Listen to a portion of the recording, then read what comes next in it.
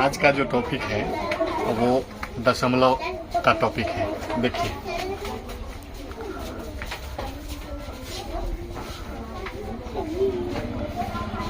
दशमलव, इसका जो चिन्ह होता है ना वह ऐसे होता है।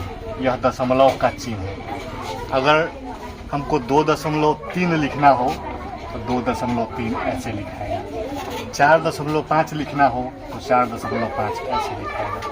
10.15 लिखना हो तो 10.15 ऐसे लिखाएगा। दशमलव का मतलब होता है पॉइंट। पॉइंट जो होता है वह होता है ऐसा ऐसा। कहीं भी कोई भी दशमलव हमको अगर देना होगा तो ऐसे पॉइंट दे देंगे। हमको दशमलव बनाना है तो कैसे बनाएंगे? किसी भी संख्या से हम दशमलव कैसे बनाएंगे? मान लिए कि यह 4/6 लिखा हुआ है, तो इसका दशमलव हम कैसे बनाएं? तो इसका दशमलव जो बनेगा वह भाग दे करके दशमलव बनेगा। भाग दे करके भाग दे देंगे, दशमलव बन जाएगा। अब हर हाल में भाग जो होगा वह नीचा वाला से ही होगा।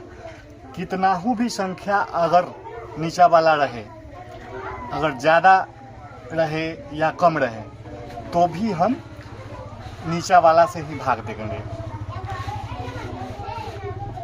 जैसे देखिए 8/, यहाँ पे 12 लिखा हुआ है, तो ये नहीं समझना है कि 12 से हम दशमलव कैसे निकालें।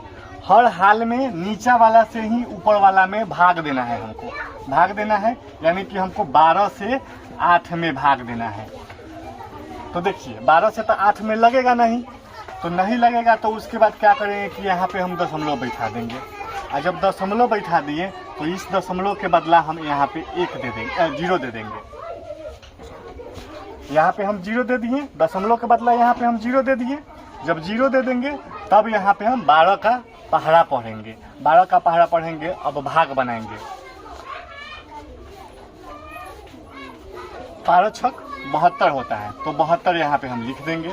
फिर यहाँ पे 8 आएगा, यहाँ पे कट जाएगा। फिर इसी दशमलव पर, ये जो दशमलव है इसी दशमलव पर 0 बैठते चला जाएगा। दोबारा हम दशमलव नहीं देंगे, इसी दशमलव पर 0 बैठते चला जाएगा। तो फिर 12 छक 72। कहने का मतलब यह है कि यह जो संख्या है वह 6 आते चला जाएगा। दशमलव एक बार पढ़ने का मतलब हो गया कि 0 आ गया, और कितना ही बार भाग देंगे तो ये 8 आते जाएगा, इस पर 0 बैठाते जाएंगे, यानी कि वही संख्या आते चला जाएगा। तो इसका मतलब हो गया कि इसका जो दशमलव होगा वह 0.66 होगा। अब देखिए कहिएगा कि 0 सर कहाँ से लिख दिए? तो ये 0 का कोई मतलब नहीं है। इसको सिर्फ दशमलव अगर लिखेंगे 66 तो यह शोभ नहीं रहा है। शोभने के लिए इसको हम 0 लगा दिए हैं, ये कि शोभेगा।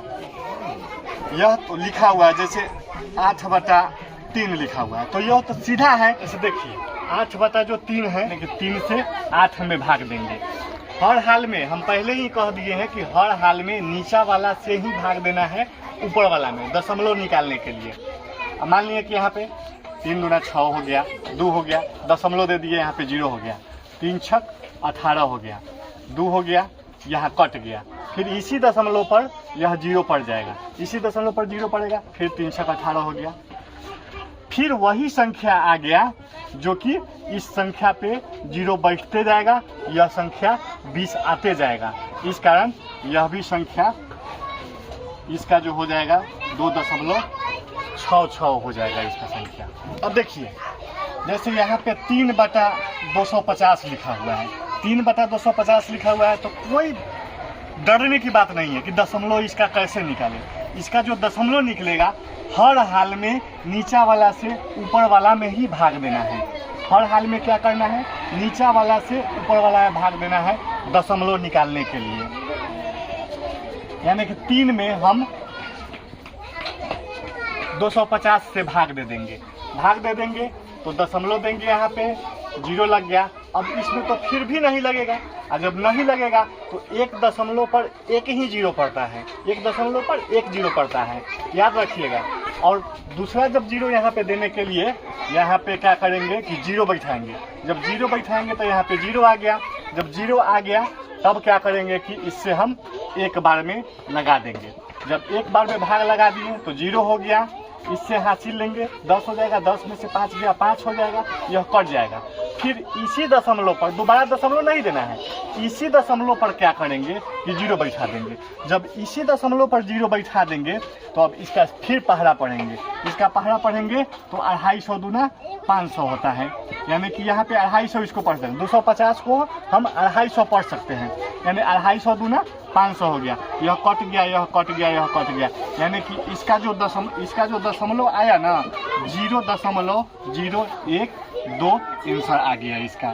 कोई भी संख्या हो आपका, कोई भी संख्या हो, हर हाल में नीचा वाला से ऊपर वाला में ही भाग देना है। जैसे 4 बटा यहाँ पे 300 है तो 300 से 4 में भाग देना है, 300 से 4 में भाग देना है। भाग देने आना चाहिए, सब किसी को भाग देने आना चाहिए ताकि दशमलव निकालने में कोई तकलीफ नहीं हो।